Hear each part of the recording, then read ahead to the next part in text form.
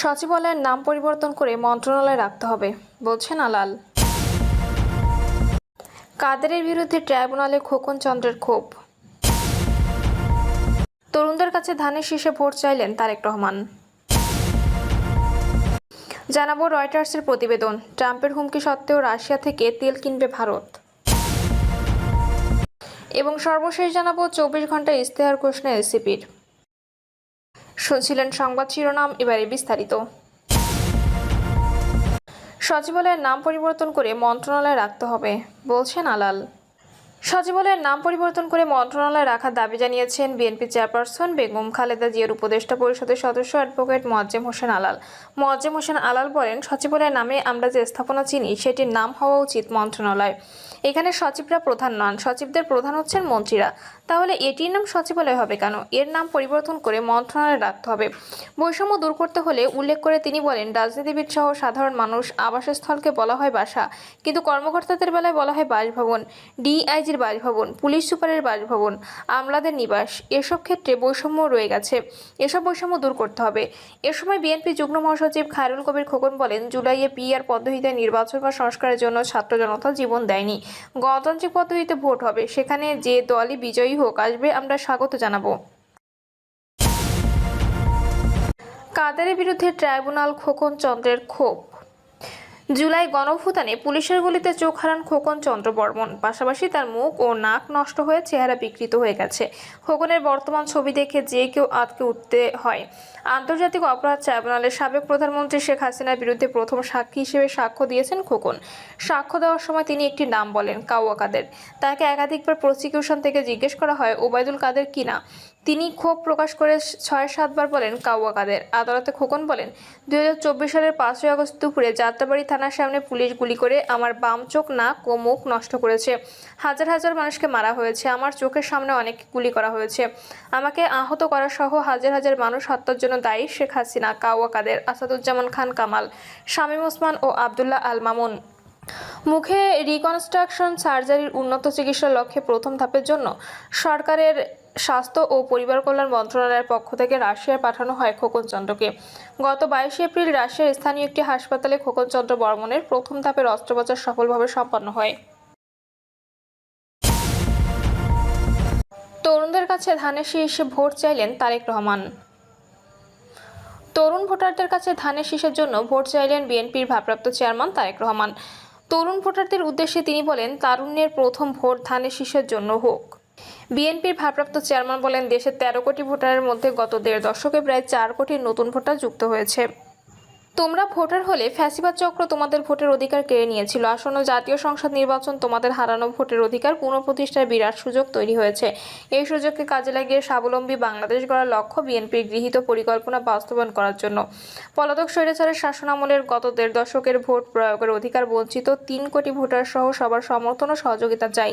তারেক রহমান বলেন, ছাত্রদলের নেতাকর্মী সহ সারা দেশের শিক্ষার্থী ও তরুণ প্রজন্মের কাছে আমার একটি আহ্বান থাকবে। মন দিয়ে শোনো কি আহ্বান জানাতে চাই, তারপর সেই আহ্বান ছড়িয়ে দাও সারা দেশের শিক্ষার্থী ও তরুণ প্রজন্মের কাছে। যারা নতুন ভোটার আসো, তাহলে বলি সেই আহ্বান, তারুণ্যের প্রথম ভোট ধানের শীষের জন্য হোক। রয়টার্সের প্রতিবেদন, ট্রাম্পের হুমকি সত্ত্বেও রাশিয়া থেকে তেল কিনবে ভারত।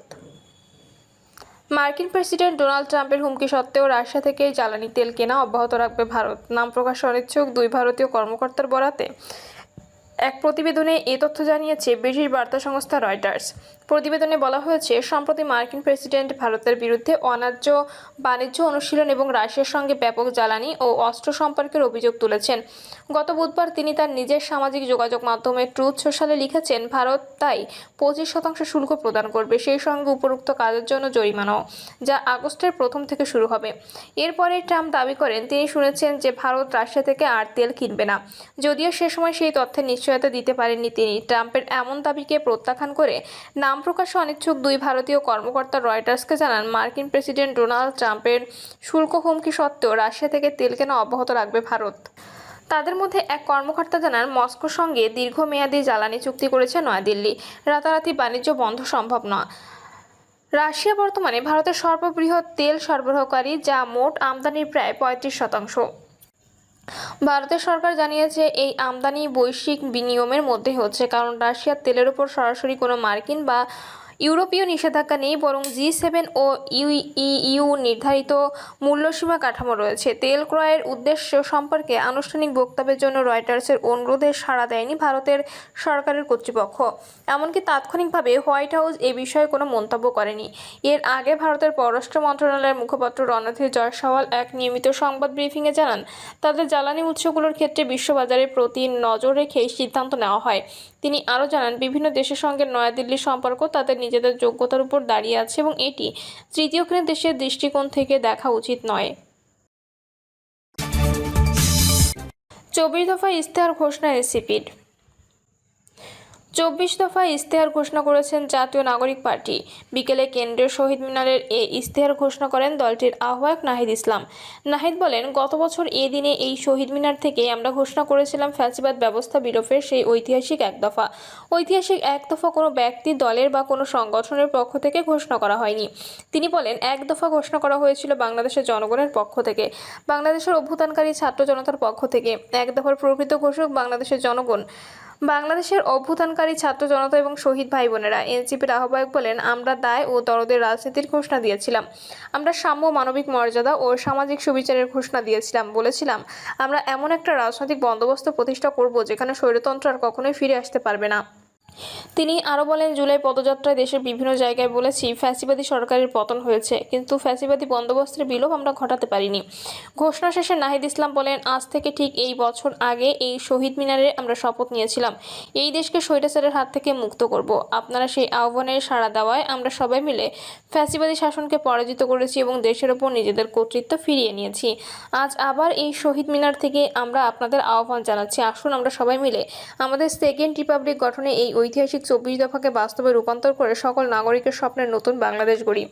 24 দফা হলো নতুন সংবিধান ও সেকেন্ড রিপাবলিক, জুলাই অভ্যুত্থানের স্বীকৃতি ও বিচার, গণতন্ত্র, রাষ্ট্রীয় প্রতিষ্ঠানের সংস্কার, ন্যায়ভিত্তিক বিচার ব্যবস্থা ও আইন সংস্কার, সেবামুখী প্রশাসন ও দুর্নীতি দমন, জনবান্ধব আইন শৃঙ্খলা রক্ষাকারী বাহিনী, গ্রাম পার্লামেন্ট ও স্থানীয় সরকার, স্বাধীন গণমাধ্যম ও শক্তিশালী নাগরিক সমাজ, সার্বজনীন স্বাস্থ্য, জাতি গঠনের শিক্ষানীতি, গবেষণা, উদ্ভাবন ও তথ্য প্রযুক্তি বিপ্লব, ধর্ম, সম্প্রদায় ও জাতিসত্তার মর্যাদা, নারীর নিরাপত্তা, অধিকার ও ক্ষমতায়ন, মানবকেন্দ্রিক ও কল্যাণমুখী অর্থনীতি, তারুণ্য, কর্মসংস্থান, বহুমুখী বাণিজ্য ও শিল্পায়ন নীতি, টেকসই কৃষি ও খাদ্য সার্বভৌমত্ব, শ্রমিক কৃষকের অধিকার, জাতীয় সম্পদ ব্যবস্থাপনা, নগরায়ণ, পরিবহন ও আবাসিক পরিকল্পনা, জলবায়ু সহনশীলতা ও নদী সমুদ্র রক্ষা, প্রবাসী বাংলাদেশের মর্যাদা ও অধিকার, বাংলাদেশি পররাষ্ট্রনীতি ও জাতীয় প্রতিরক্ষা কৌশল।